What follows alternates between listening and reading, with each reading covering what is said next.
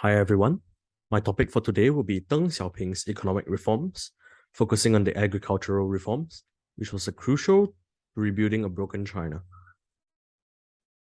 After the Great Leap Forward initiative, China's socio-economic status of 1961 was in a decrepit state, with an estimated 30 to 45 million individuals dying from starvation and other harsh conditions.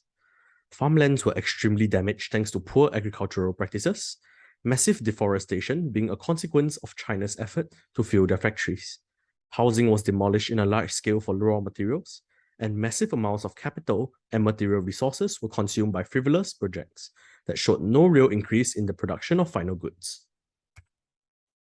The 7,000 Cages Conference was the catalyst to change that allowed the then Vice Premier Deng Xiaoping, together with the Chinese President Liu Shaoqi, to implement economic reforms, correcting many far-left economic policies they deemed detrimental to China's progress.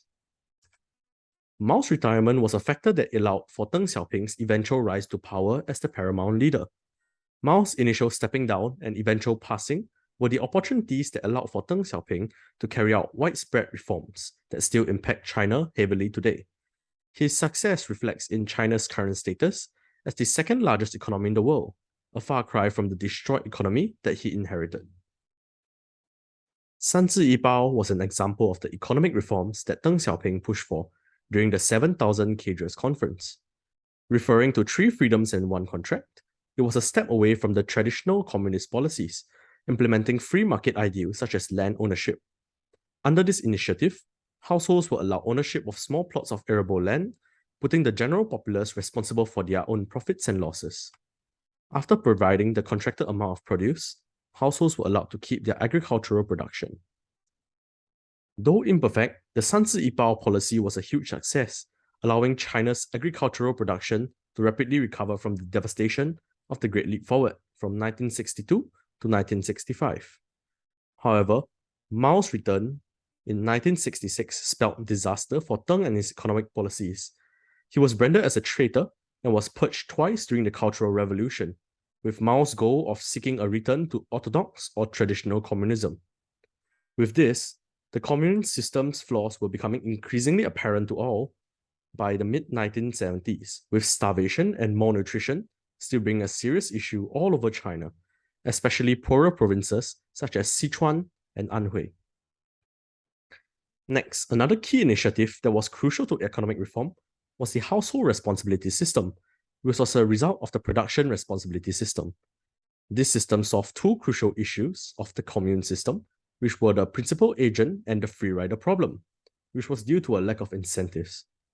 Now that farmers were profit-driven and had to take full responsibility for their farming activities, the system harnessed the farmers' creativity and enthusiasm, allowing resources to be used more efficiently and lowered wastage significantly. The implementation of this system led to an enormous increase in farm productivity, reducing the need for child labor and allowed urban workers to focus solely on their career. This naturally created multiple spillover effects, such as drastic increases in overall education level of the populace and progress in other industries. Many studies signify that agricultural reforms like this enabled the entire rural industry. With the increase in production and farmers needing to sell their excess output, a need for markets arose and trade fairs were established throughout the country. Farmers were given opportunities for specialization, and other trades such as production of farm inputs, handcrafted products, building materials, and other goods required by households increased significantly. Overall, the agricultural reform was the backbone of the economic reform in China, even though it wasn't the only factor. It was crucial to significantly increasing the quality of living standards in rural China, allowing for freedom of choice and more enriched lifestyles. Deng Xiaoping's plan was not to simply reject communist ideas, but he instead adapted his version of communism to suit the needs of the then socio-economic state of China.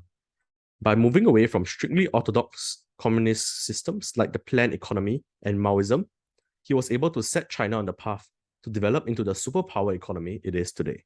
Thank you.